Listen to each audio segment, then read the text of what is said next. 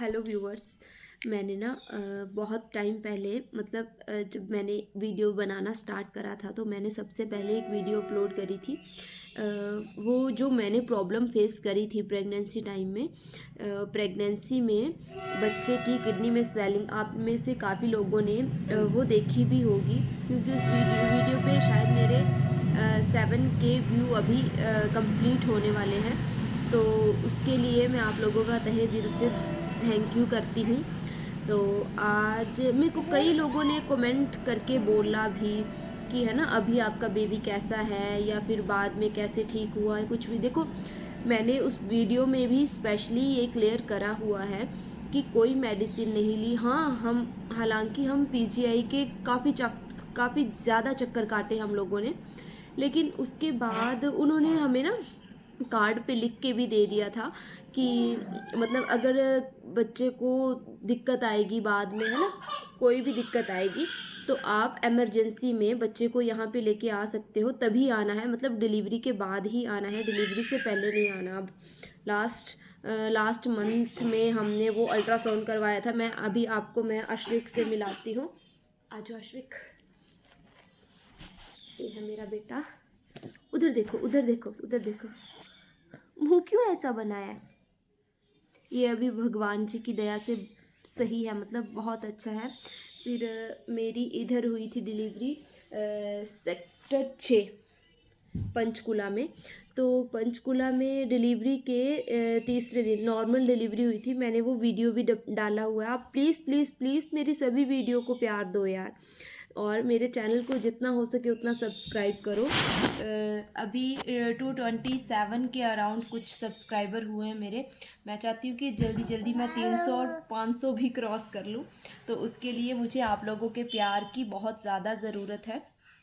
तो मेन मुद्दे पे बात करें, मैं आपसे बात कर रही थी कि सबने पूछा कि बेबी कैसे हुआ, है ना, मतलब कैसे ठीक हुआ या फिर बाद में अभी आपका बेबी कैसा। अभी तो मैं आपको बता रही थी, डिस्चार्ज होने के बाद तीसरे दिन सेक्टर 6 से हॉस्पिटल से डिस्चार्ज होने के बाद हम सीधा बत्रा डायग्नोस्टिक लैब में गए। तो वहाँ पे हम लोगों ने अल्ट्रासाउंड करवाया बेबी का।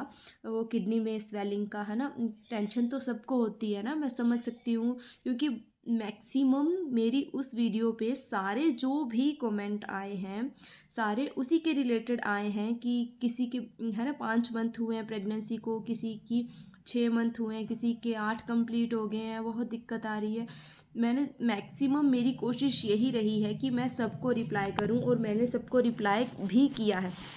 तो फिर हमने वहाँ पे अल्ट्रासाउंड करवाया और भगवान जी की दया से सब नॉर्मल ही आया। और उन्होंने उस टाइम पे मुझे बोला भी कि मैंने आपको पहले भी बताया था कि डिलीवरी के बाद सब सही हो जाता है।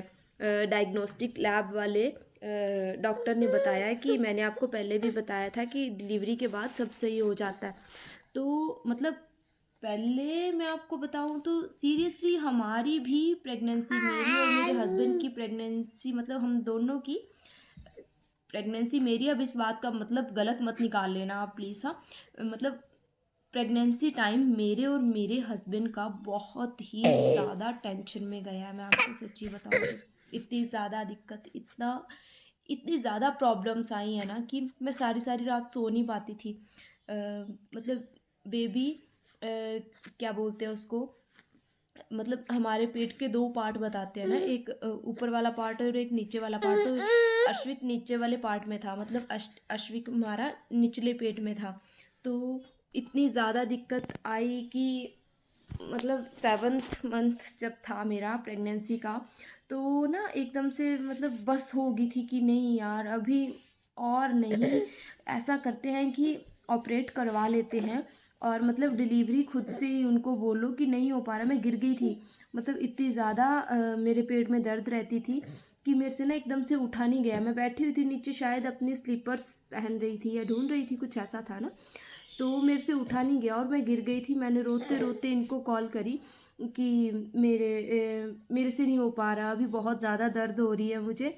फिर इन्होंने मुझे दिलासा दिया, इन्होंने मुझे हिम्मत दी। मैं आपको सच्ची बताऊँ तो अश्विक की ना अप्रैल मई 20 मई की डेट दी थी डिलीवरी की, लेकिन ये 30 अप्रैल को हो गया। 30 अप्रैल को ना मैं पूरी रात, 29 अप्रैल वाली रात को मैं पूरी रात नहीं सो पाई। मतलब ऐसे ना पेट में ऐसे हल्का हल्का दर्द, जैसे बोले कोई बहुत ज़्यादा पेन हो रही है, नहीं, हल्का हल्का दर्द लगा ही रहा। मतलब मेरे को नींद नहीं आई, इतना के था दर्द वो।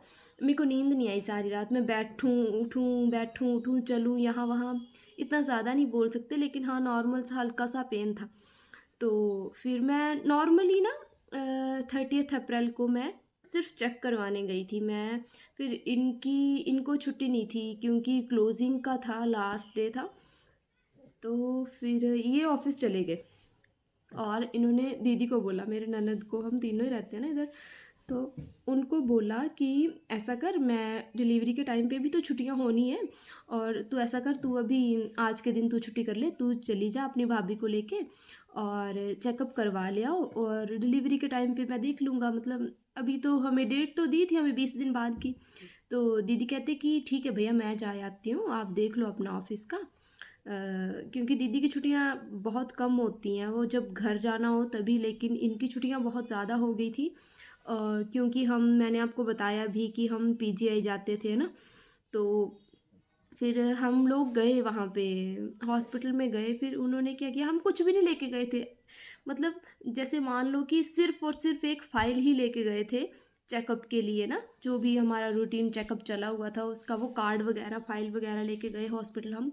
मुझे ये दिक्कत थी कि मतलब पेट में दर्द रह रहा है, तो ऐसा ना हो, मुझे तो कोई दिक्कत, मुझे खुद को कोई दिक्कत थी, लेकिन मुझे बेबी को लेके, अंदर बेबी को लेके दिक्कत हो रही थी कि कहीं उसको कोई दिक्कत ना हो, क्योंकि वो हलचल भी नहीं कर रहा था, कोई ऐसे किक भी नहीं कर रहा था, कुछ भी नहीं हो रहा था। फिर ना फिर मेरे को ज़्यादा थोड़ा, फिर इन्होंने भी समझा ये, फिर कहते कि चले जाओ। फिर हम गए और फिर हम कुछ भी नहीं लेके गए ना, उन्होंने करा चेकअप और उन्होंने बताया, फिर डॉक्टर्स ने बताया कि अच्छा अभी ना ऐसा करना है। हम सुबह गए 10-11 के बजे के करीब ना, फिर हमें बज गया, मतलब 1 बज गया हमें चेकअप करवाते।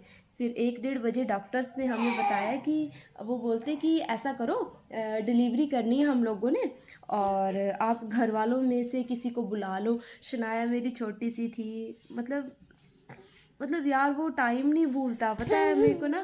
दीदी चले गए वहाँ पे, वो जो ब्लड सैंपल के लिए उनको बुलाने, उनको बुला के लेके आना था डिलीवरी सेक्शन में, डिलीवरी वाले रूम में ना। तो दीदी चले गए वहाँ और मैं शनाया को लेके बाहर वेटिंग रूम में बैठी हुई, और मुझे एकदम से अनाउंसमेंट हुई कि किरण अंदर आ जाओ। मैं शनाया को छोड़ के कहाँ जाऊँ यार, उस टाइम पे ना वो टाइम मेरे को नहीं भूलता। आज भी जब मैं शनाया को देखती हूँ ना, तो मुझे वो टाइम याद करके अपनी शनाया पे प्यार आ जाता है कि मैं अपने बच्चे को छोड़ के भी नहीं बोल सकती कि मैं अपने बच्चे को, मतलब उस टाइम पे नहीं संभाल पाई मैं। और मैंने क्या करा कि गेट पे, बैठ जाओ बेटा, गेट पे ना एक आंटी खड़े थे, मैंने उनको बोला कि, उनको पता था कि मेरे साथ मेरी ननद हैं और मेरा बच्चा है, मेरी शनाया है। तो मैंने उनको बोला, मैं क्या आंटी मेरी बेटी को छोड़ना मत प्लीज़ ना, मैं अभी आती हूँ, और जब तक मेरी ननद ना आए मैं फ़ोन पे फ़ोन दीदी को करे जाऊँ कि दीदी फ़ोन उठाओ। और मैं शनाया को मैंने वहाँ रखा हॉस्पिटल में। तो मेरे को ना वो घड़ी मेरे को जब भी याद आती है ना, मेरे को ना शनाया पे बहुत ऐसा, मतलब अलग सा फील करती हूँ मैं कि क्या यार, है ना, मतलब नहीं यार, वो 3 दिन मुझे नहीं भूलते। मैं फिर उन्होंने बोला कि डिलीवरी से घर वालों को बोल दो कि डिलीवरी के लिए सामान वगैरह ले आएँ, जो भी बच्चे का होता है ना। तो फिर दीदी आ तो 1-2 मिनट में ही गई, लेकिन जो 1-2 मिनट कि मैंने किसी के पास छोड़ा है यार, ये मेरी वीडियो जो देख रहे हैं ना, सच्ची बताऊँ, वो एक माँ ही समझ सकती है कि किसी के भी पास अपना बच्चा जब छोड़ो तो वो फीलिंग यार कि, मतलब ना हम कुछ भी नहीं कर सकते उस टाइम पे कि मतलब लास्ट ऑप्शन वही था। फिर हस्बैंड को कॉल की कि नहीं मेरे में हिम्मत नहीं है इस बार, ना मैं नॉर्मल डिलीवरी के लिए प्रिपेयर हूँ, ना मैं ऑपरेट के लिए प्रिपेयर हूँ, और मैं रोए जाऊँ।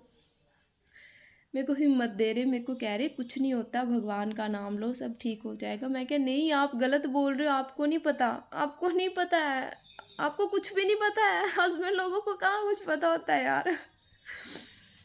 फिर मतलब ये आ गए ऑफिस से, ये हाफ डे लेके आ गए, 2 बजे ये पहुंच गए वहाँ पे ना, और 2 बजे ये आ गए। फिर ये बैग ले आए थे, मैंने बैग पहले प्रिपेयर करके रखा था, बैग उठा के ले गए। और 3 बजे उन्होंने मेरे को ना वो दर्द वाला जो इंजेक्शन होता है ना, वो ग्लूकोज में डाल के वो लगाया 3 बजे। और 4 सवा 4 बजे अश्विक जी आ गए। लेकिन यार वो टाइम ना, वो मतलब वो लेबर पेन जो बोल सकते हैं ना, कि वो दर्द, ऐसा दर्द होता है। वो बोलते हैं ना कि 20 हड्डियां टूटने जैसा दर्द, मतलब हम इमेजिन भी नहीं कर सकते। अभी मेरी 2 नॉर्मल डिलीवरीज हुई हैं, है ना, अच्छा, नॉर्मल डिलीवरीज हुई हैं, लेकिन मैं अभी आपको एग्जैक्ट बताऊं तो मैं एग्जैक्ट अभी फील करके आपको कुछ नहीं बता सकती कि वो दर्द ऐसा होता है। हाँ, बहुत ज़्यादा भयंकर वाला दर्द होता है वो। लेकिन यार भगवान की दया से सब अच्छा हो गया। फिर डिलीवरी होगी, बड़े खुश मेरे को बाहर मिलने आए, है ना, और अश्विक को लिया, पार्टी करी, सब हुआ। शनाया के बगैर मैं वो दो दो रातें कटी हूँ हॉस्पिटल में, जब वहाँ रही हूँ तो, उसके बाद तो नहीं। फिर मम्मी आ गए शाम को 10 साढ़े 10 बजे। मम्मी घर से आ रहे थे, सासू माँ मेरे, वो घर से आए, तो फिर वो आ गए, हमारे पास आ गए वो। फिर बस फिर हम एक दिन काटा, फिर अगले दिन दीदी गए, मम्मी घर आए, फिर दूसरा दिन काटा, और तीसरे दिन छुट्टी होगी। और फिर हमारा सारा नॉर्मल, जब हमने चेकअप करवाया सब नॉर्मल आया, तब जाके तसल्ली आई है। मैं समझ सकती हूँ जो मुझे कमेंट करके बोल रहे हैं ना कि आपका ऐसे हुआ, हमारा कैसे होगा, प्लीज़ रिप्लाई करो। मैं समझ सकती हूँ कि उनका जो टाइम इस वक्त चला हुआ है, वो किस परेशानी में चला हुआ है, वो क्या फील कर रहे हैं। पता है ऐसी फीलिंग आती है कि भगवान ने मतलब अब दिया है कुछ भी, बेटा या बेटी वो मैटर नहीं करता, अगर बच्चा भगवान ने दिया है तो फिर ये क्यों, ऐसी दिक्कत क्यों, उस टाइम पे यही फीलिंग आती है। तो मैंने सिर्फ अपना डिलीवरी का एक्सपीरियंस आप लोगों के साथ शेयर करने के लिए ये वीडियो बनाया है, अभी इसको अपलोड करने लगी हूँ। आप प्लीज़ प्लीज़ प्लीज़ मेरी इस वीडियो को भी उतना ही प्यार दीजिएगा, और मुझे कमेंट सेक्शन में बताइएगा कि मैं आने वाली वीडियोस किस कंटेंट पे बनाऊँ। Thank you, bye bye.